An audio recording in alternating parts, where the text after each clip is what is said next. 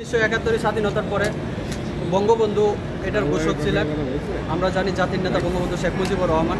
আমি ওনার পক্ষে কথা বলতেছি না, আমি একটা পজিটিভ বিষয় নিয়ে কথা বলতেছি। আমরা 24শে গণ অভ্যুত্থানের একটা 71 যেহেতু আমরা দেখি না, কিন্তু 24-এর আন্দোলন দেখেছি। কিন্তু একটা বিষয় আমরা খেয়াল করেছি কি, 71 স্বাধীনতার পরে যারা ঘোষক ছিলেন, যারা নেতা ছিলেন, তারা কখনোই আপনার আহত বা মৃত্যু বা কারোই কোনো কিছু ক্ষতি হয় না, জেলে যায় না। কিন্তু দেখেছি 30 লক্ষ শহীদের বিনিময়ে আমরা এদের স্বাধীন হয়েছে। 24-এরও আমরা একই পরিস্থিতি দেখেছি। আমরা দেখলাম যে ঢাকা বিশ্ববিদ্যালয়ের ছাত্ররা কেন্দ্রীয় সমন্বয়ক এবং তারাই বড় বড় পদে এখনও আছে বা শুরু থেকেও ছিল, কিন্তু সমন্বয়ক কেউ জেলেও যায় নাই এবং তারা কোনো শহীদও হয় নাই, তারা আহতও হয় নাই, নিহতও হয় নাই। যারা হয়েছে সাধারণ মানুষ এবং সাধারণ ছাত্ররা। কিন্তু আমি এখানে একটা প্রশ্ন করতে চাই, এই 71-এ যেমন দেখেছি যারা নেতৃত্ব দিয়েছিল, যারা মরেছিল, তাদের কোনো অবদান পায় নাই। কিন্তু 24-এর আন্দোলনের পরও আমরা একটা জিনিস বৈষম্য বিদায় করতে গিয়ে আমরা দেখতেছি যে এই বৈষম্যের শিকার হচ্ছি। বিষয়টা হচ্ছে সাজিদ এবং হাসনাতকে আমি প্রশ্ন করতে চাই। আমি গত শুক্রবারে বলেছিলাম যে ওরা জেলা কমিটি করতেছে, এই কমিটির মাধ্যমে যারা আন্দোলনে ছিল তারা বৈষম্যের শিকার হয়েছিল।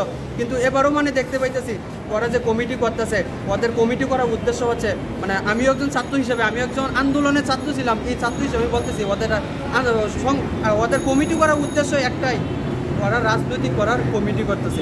কারণ পরবর্তীতে আমরা দেখতে পারবো যে ভাই এখনই দেখা যাইতেছে যে রাজনৈতিক দলগুলা লেজুর ভিত্তিক একটা রাজনৈতিক তারা মেলামেশা করতেছে। এই সমন্বয়গুলো, এই কমিটিগুলো করতেছে। কারণ এক সময় দেখা গেছে যে আওয়ামী লীগও আসবে, আওয়ামী লীগের এই দেশ থেকে নিচ্ছিন্ন হয়ে যাবে, এটা কোনো বিষয় না। এক সময় তারাও আসবে। যেমন জামাত ইসলামকে তারা আওয়ামী লীগ চাইছিল জামাত ইসলামকে নিশ্চিহ্ন করে দেওয়ার জন্য, কিন্তু তারা পারে নাই, তারা আবার আসছে মাঠে। তেমনইভাবে আওয়ামী লীগও আসবে, আওয়ামী লীগ এই দেশ থেকে মুছে যাবে না। কিন্তু একটা কথা হচ্ছে যে এই উপদেষ্টারা এখনই তেলবাজগিরি শুরু করতেছে। তারা যে সংগঠনটা শুরু করেছে, এই সংগঠনের মাধ্যমে এক সময় দেখবেন যে আওয়ামী লীগের সাথে তারা মিলেমিশে তারা রাজনীতি করবে। কিন্তু এখানে বৈষম্যের শিকার হবো কারা? আমরা সাধারণ ছাত্র এবং সাধারণ জনগণ। সাধারণ ছাত্রদেরকে আমি একটাই সতর্ক করতে চাই, ওদের ডাকে আর কোনো সময় আপনারা রাজপথে আসবেন না। কারণ ওদের ফায়দা লুটার কারণে ওরা কিন্তু এই আন্দোলন করেছিল। কিন্তু এখনও একটা জিনিস চিন্তা করেন, দেশে সমন্বয় থাকলে সবাই থাকবে, সাধারণ ছাত্ররা যারা আন্দোলনে ছিল সবারই সমান অধিকার থাকবে। কিন্তু এখন একটা জিনিস চিন্তা করেন, শুধু সাজিদ আর হাসনাতেই শুধু কেন্দ্রীয়ভাবে থাকে এবং ঢাকা বিশ্ববিদ্যালয়ে তারাই শুধু কেন্দ্রীয় নেতৃত্ব থাকে, কিন্তু অন্যরা কোনো নেতৃত্বে যায় না। তারা চাইতেছে এবং ওরাই শুধু নেতৃত্বে থাকবে।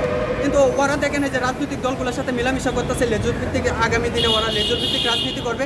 ওরা কিন্তু যে আপনাদেরকে ব্যবহার করে, ওরা কিন্তু সামনে উঠে যাবে। এখনই দেখেন তারা বড় বড় গাড়ি এবং এসি রুমে বড় বড় প্রোগ্রামে যায়। শুধু সাজ্জাদ আর হাসনাত কি একলাই দেশ স্বাধীন করছে নাকি? যে আমাদের অবদান কোথায় গেল? এত 2000 শহীদ হয়েছে, তাদের অবদান কোথায়? আজকে তারাই শুধু উপরে উঠে যাবে। এটা 1971 সালের মতো অবদান হয়ে যাইতেছে।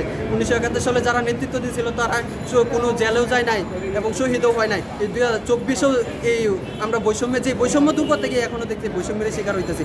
সাজিদ আর হাসনাতকে আমরা একটা কথাই বলতে চাই, আর তোমরা এই কমিটি ব্যাংকের সকলকে, হয়তো সবাই সমন্বয়ক থাকবো, সবারই সমান অধিকার থাকবে। তোমরা ঢাকা বিশ্ববিদ্যালয়ে শুধু সবাই থাকবে না, আর সবাইকে আপনারা বিবেচনা করে কমিটিতে নেবেন।